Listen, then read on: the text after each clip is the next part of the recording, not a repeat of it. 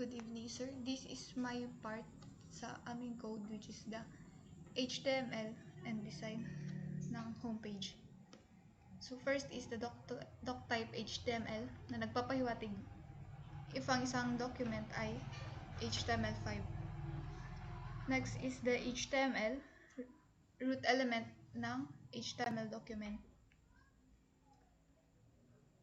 And then title, nagpapakita ng title ng aming web page, which is the Paras destination. And then this is the style.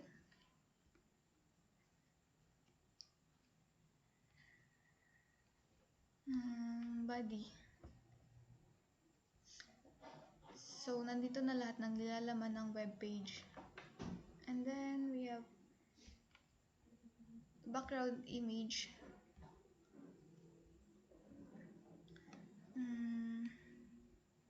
H1 style for the heading.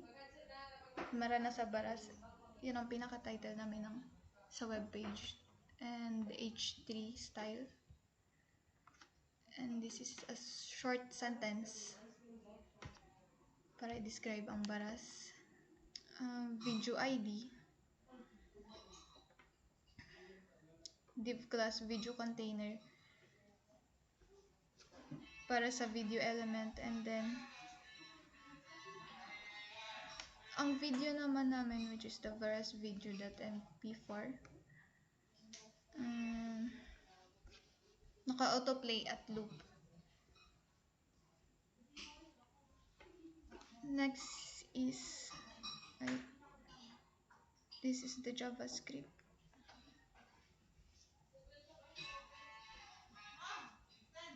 Para sa pag-handle ng video. And the functionality, pause and play. Is this. Another div class container para sa mga list ng aming Baras destination.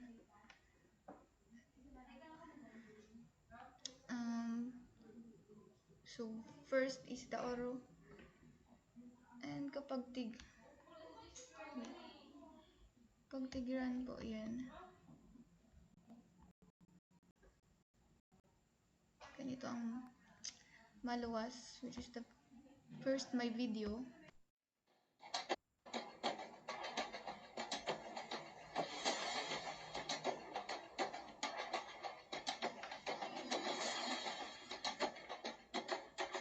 And first, for our first destination,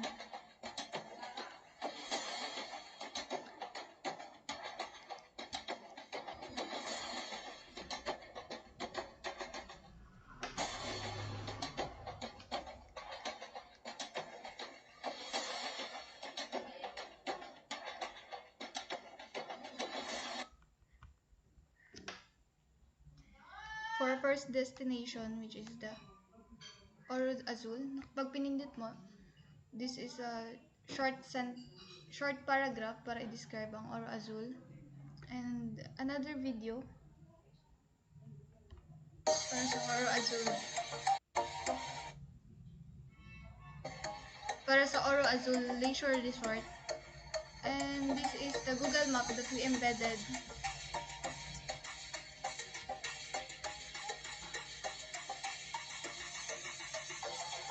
Para makita ng tourist if ever na gusto ng.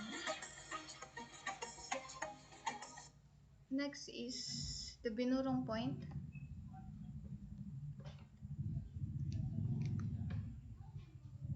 Wait. Let's go to Makutal Falls. So, the title, Makutal Falls, and another short sentence to describe the Makutal Falls in Baras, and video, and the Google Map that we embedded. So basically, same format lang sa kada Baras destination, pero with video and sentence.